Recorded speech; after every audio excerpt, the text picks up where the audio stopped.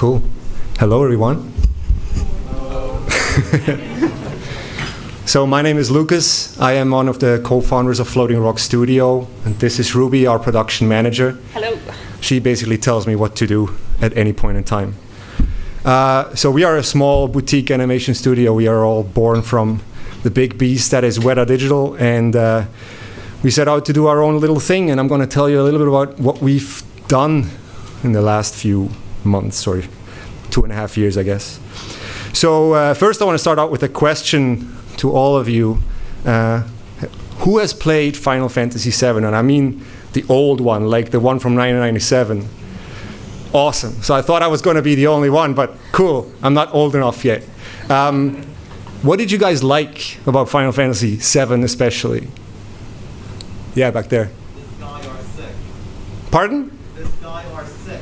The guy, what? He's sick? This guy are sick. The line in the game. Oh, you mean the translation, the crappy translation. Yeah, I played it in German, so it was even worse in German, so I can tell you that much. For me, it was like the introduction to RPGs, actually. So I hadn't experienced storytelling, proper storytelling in RPGs or in games in general.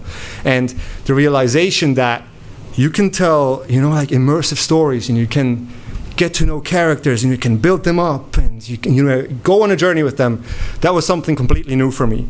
And that, I think, the biggest thing for me was the cinematics. I loved the cinematics, and I even bought the game on PC afterwards, so I could just play the cinematics for me at the same, just on my own without having to replay the game, which is like a 100-hour game all at once.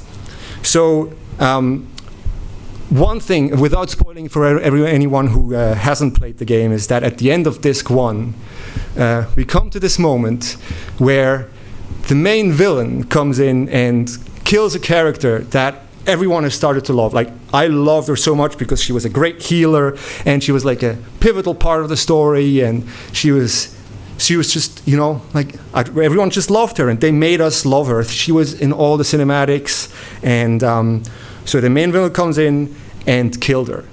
And my mind was blown. Like, I was thinking, like, wait, they can do that? They can kill a character, and they can't bring her back, or they're not bringing her back. For the rest of the game, I was kind of hoping for her to be brought back, or I think, oh yeah, they're going to bring her back, but no.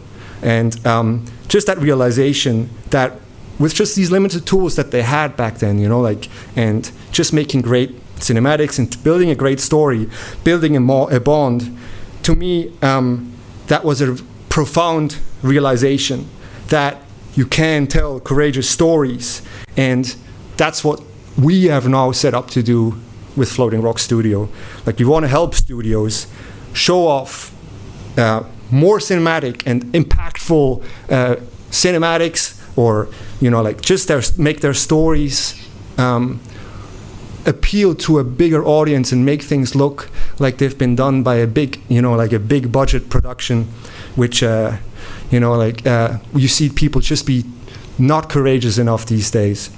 And that's something actually I've been struggling with, coming from a film background, that we see these big productions, millions of dollars, and everyone is just doing it by the book, market analysis, checklists, you have so much potential to make something truly special, but no one has the courage to actually do it.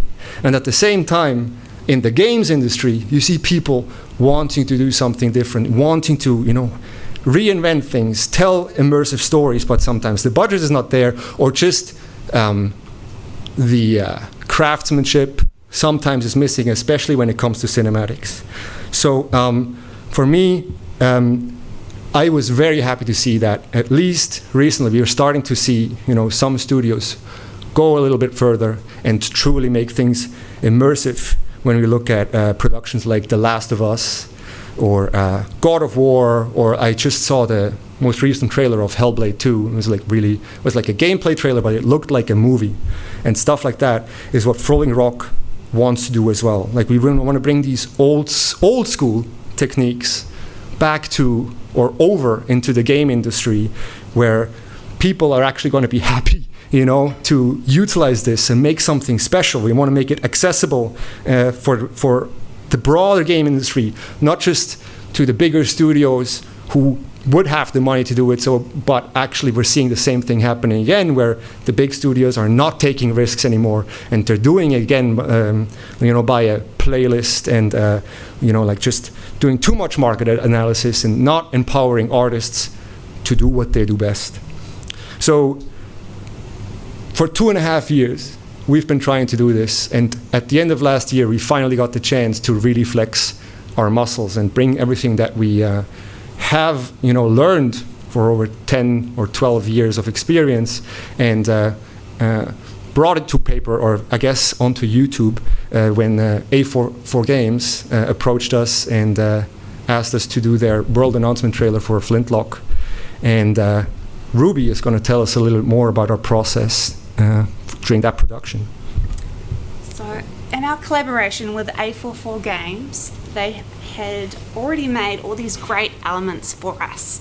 They had a great world, characters, complete with puppets, the puppets we needed to get in there and do our animation work. They'd created the environments of the world, and it was all tied together with a rich lore. Our brief was to show it off. So I've split the trailer up into different beats so that we can kind of break it down slowly and talk you through them in a bit more detail. So, in this first slide here, we slowly introduce each element. Each shot is designed to evoke a feeling and give a hint of the greater game story that's to come. So this is for the trailer. This is the first time anyone's seen anything from Flintlock, The Siege of Dawn. Part of our brief was to show the footsteps of the creature Enki in the trailer. So you get a little bit of a glimpse. You're not seeing the whole of him, but you just see his feet. So you get a little sense of his unique anatomy, which you'll see there. Yeah. Cool. And then moving on to the next slide, we're setting the stage here where we've got our main character and her companion, and you see they're small, they're alone. We're heightening the sense that, it's just the two of them. And strewn around the scene are bodies. You get the sense that a great big battle has taken here before. We're raising the stakes. There's life and death situation that they're potentially walking into. And then we have the emotional kind of, she's preparing for battle, and we chose to show her kind of getting ready for that with her exhale of breath and her grip tightening on her weapon. And these are close-in shots. You're really there with her. And then we cut to a claustrophobic shot where we've brought in the set dressing to kind of enhance the feeling that there's only one way for you to go. The point of view here is from the enemy, showing that she's not yet aware of the threat. And then when she becomes aware of it, you see her eye. So we're back there with her, with the player. So the next part, we had a lot of fun shooting the reference for this. So one of our animators, Garrick, and our in-house circus performer / animator, Steph, they had a lot of fun shooting the reference. They were holding each other up in the air, kind of doing that levitating, that convulsing, all that physicality that we then animated to match that reference. So in the trailer, there's a lot of magic and supernatural stuff going on, but the movements are based on reality. We also used a specific lens choice here as a creative device to make Enki feel overpowering in frame. Okay. And then we've got the pistol, the Flintlock pistol. It's the name of the game. And here it's the mechanism that sends the trailer into slow motion. It's a big deal. So no shot is filler. Each one's considered and bringing the viewer into some aspect of something that's going to be important later on in the game. So in this process, we started out by chatting with the client, figuring out what they wanted, for example, the footsteps, and we laid this all out in storyboards, which was a really easy way to visually show what we wanted to put on screen. And a lot of creative decisions were made in that time. Love making those creative decisions in that time before we bring in all the animators. It's always going to be more efficient, cheaper, and when you really get in there with your team, you kind of know what you're going to do. Then we animated it, and handed it back over to A44, and they brought it, plussed it up, made it look really great, bringing in effects and lighting and a great song to make the trailer experience complete. So we're now continuing to work on them, on their cinematics. So it's really great we get to move on with the story of the game, and yeah, nice to see you, some of you people in flintlock shirts down the back there. Little shout out to A44. Yeah, and we're working hard to bring in that immersive kind of half movie, half game feeling into the cinematics. So the player's in the center of the action, and everything we're showing is kind of supporting the player's actions while enhancing the cameras, the drama and visual cues. So now I'm going to shoot it back to Lukas to wrap us up. Thank you, Ruby.